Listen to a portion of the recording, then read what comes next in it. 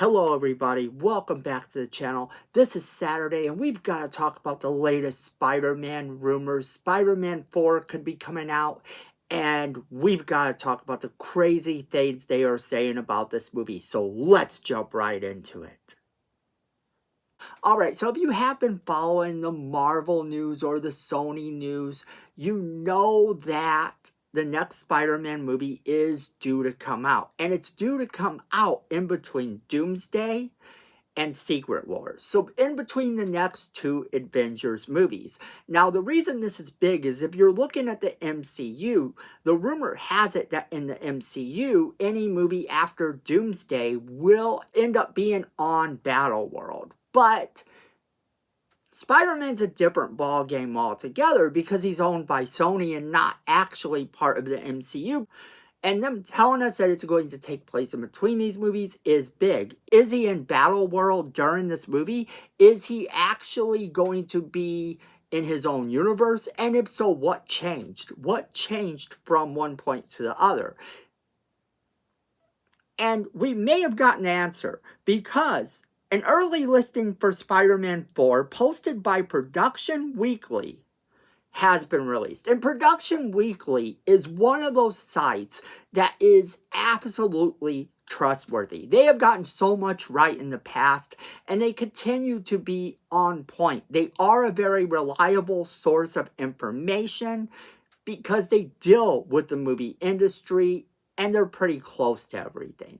Now, they listed things for this movie that we have to talk about. And previously, they have reported things on Scream that are slowly starting to look like they're coming true for Scream 7. So that being said, we can kind of maybe trust them a little more. I've never had anything from Production Weekly that I can outright say is a lie or anything like that. Things may change before the movie comes out, but that doesn't mean that they were wrong. It simply means maybe that part got changed. That script didn't get used. But they usually will update it at some point and let you know. Now, according to Production Weekly, it says Pascal Pictures. Status, May 25th. Location is United Kingdom.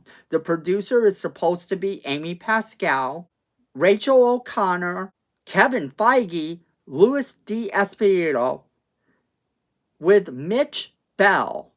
And the writer is supposed to be Chris McKenna and Eric Summers.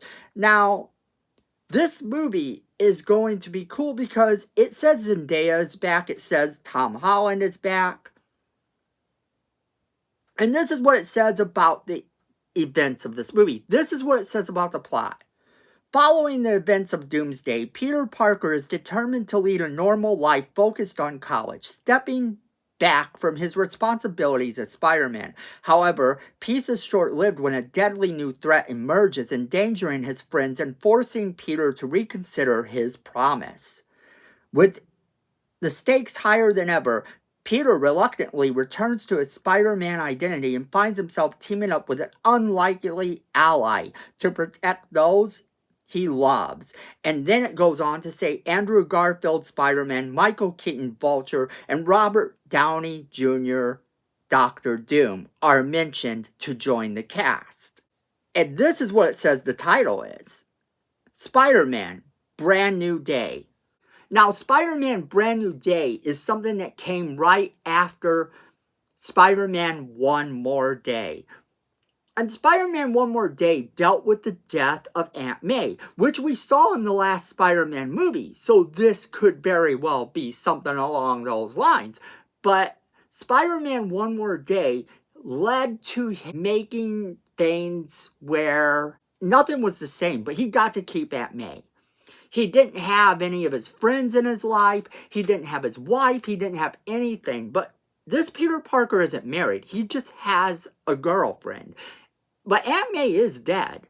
So a lot of speculation has begun. And a lot of the rumors say that in Doomsday, that in Avengers Doomsday, that we are going to actually get to see him make a deal with Robert Downey Jr.'s Doctor Doom, who's going to give him another chance, switch the reality that he's living in to one where Aunt May is still alive. This could actually be what happens, because in the comic A Brand New Day, he gets to change things up, and Aunt May is still alive again. So killing Aunt May in the comics was very unpopular, and a lot of people didn't like it, and a lot of people didn't like the fact that we didn't get Mary Jane anymore with him, and all this stuff that we loved about Spider-Man was really just taken away. But then A Brand New Day happens, and it undoes everything the previous comic did, the previous storyline. So this is kind of really big news for this movie. If they are following the comics just a little bit, because Marvel always switches things up from the comics, so we can expect them to switch this up. We know they're going to do it. But since they did kill Aunt May, I do suspect that he's going to make this deal. And the events of this movie are going to be about that deal. But him making a deal with Doctor Doom to make his life better, to bring back Aunt May, and to be able to be remembered by his friends is something that's going to be cool. But I think what's going to happen is Doctor Doom is going to say, you can have all this back, as long as you're not Spider-Man. Well, we know there's a Spider-Man in the movie, so maybe Andrew Garfield is the Spider-Man in this movie. Maybe the Earth has merged, maybe everything has sort of changed, and Andrew Garfield is now the Spider-Man of this universe, and Peter Parker, as we know him, Tom Holland, is just walking around being a student, sharing the name of Peter Parker, maybe not even supposed to practice because, well, you have a Spider-Man in this universe, but he gets his Aunt May back. He gets his girlfriend back. He gets his friends back. And then all of a sudden, there's a new enemy. So this new enemy comes in, and Doctor Doom will probably not be aligned with him, because Doctor Doom, if he makes a deal with Doctor Doom's going to be upset that he broke this deal. So a lot of speculation has begun as to who this is going to be. One name bantied about is Null, who was the enemy in the last Venom movie. If you can actually call him an enemy in the last Venom movie, they were talking like he was going to continue on in the Sonyverse, being sort of the Thanos threat of the Sonyverse. If this was a threat, then to keep him out of the rest of the MCU would be something worthwhile, and Andrew Garfield would have to team up with him. Another rumor that I heard is that possibly we would get to see the Venom from the Sonyverse return, only this time he would be different. He would be changed. He would be the Venom that we should get in the MCU. So yes, we could still have the same actor play him. We could definitely have that happen. But you have to keep in mind that there is already an Eddie Brock in this world as well. So what happens to that? Unless they change it up to where Eddie Brock just doesn't exist, and the Venom from the Sonyverse is now the Venom in the Marvel Universe, anything can actually happen, but this is going to be big, because no matter what happens here, whoever the enemy does turn out to be is going to be threatening to destroy everything he has built, put all of his friends in danger, and he's going to have to break his promise to Doctor Doom. And that's really what I think is going to happen. I think he's going to end up breaking his promise to Doctor Doom in this movie, and then the sky's the limit. After this, we get Spider-Man going forward in whatever new trilogy they set up for him, whatever new movies. Because if you remember way back in the day, they said they were going to have 3 movies with him in high school, 3 movies with him in college. And that was as far as we were getting, as far as we know. Well, we had the 3 movies of him in high school, so now it only stands to reason that we get the 3 movies of him in college. And that's what this movie says. He's focusing on being a college kid and focusing on helping his friends, being friends with his friends without having to worry about being Spider-Man all the time. And then something big happens and he has to put the mask back on. But it says it's a promise. So really that kind of goes into that whole rumor, with the possibility that Doctor Doom made a deal with him and changed his world. It goes into that in a big way.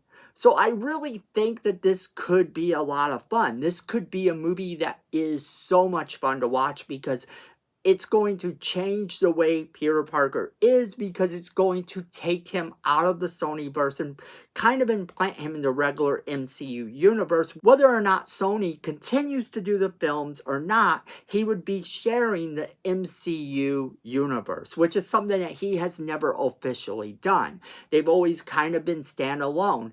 And now we don't have that. Now we have him legit being part of the MCU. And this could mean a couple things. This could, in fact, mean that after this trilogy, they do plan to move on with another Spider-Man, Andrew Garfield. So Andrew Garfield could be a setup here for the eventual Sony Spider-Man to continue while the MCU gets Tom Holland. And I'm entirely down for that. I think that would be really cool. But this movie news that has come out is amazing, because it leads to all sorts of crazy rumors and theories to come out. And it actually makes a lot of sense. This is from a very trustworthy source as well. So that's where I'm going to leave it off to you guys. I want to know what you guys think about all of this. Do you think that this is true? Would you like to see this story be told? How do you think it's going to change things for Spider-Man in the future? Would you like to see, after this trilogy, maybe Andrew Garfield moving on as the Sony Spider-Man and Tom Holland continuing as the Marvel Spider-Man? Or do you want Tom Holland out of the Spider-Man spot in the MCU and move somebody else in and just keep Tom Holland for the Sony universe? Do you think that there's a possibility that Venom could be in this movie, that Null could be the enemy? Do you think that there is a possibility that he could have made a deal with Doctor Doom? Do you think that that is something that could have happened here? As always, we want to hear from you guys, so make sure you are leaving us a comment in the comment box below. Make sure you share this video with all of your friends that are going to want to be a part of this crazy conversation we're having as well. Make sure you hit that like button. It's free, it helps the channel, and we really do appreciate it. Miko says we need more subscribers, and look at this face. You don't want to disappoint Miko, so go ahead and hit that subscribe button. Hit that notification bell while you're down there so you don't miss a single video we do. And then friends, at the end of the day, I know it, you know it, and Miko knows it. Fandom is family.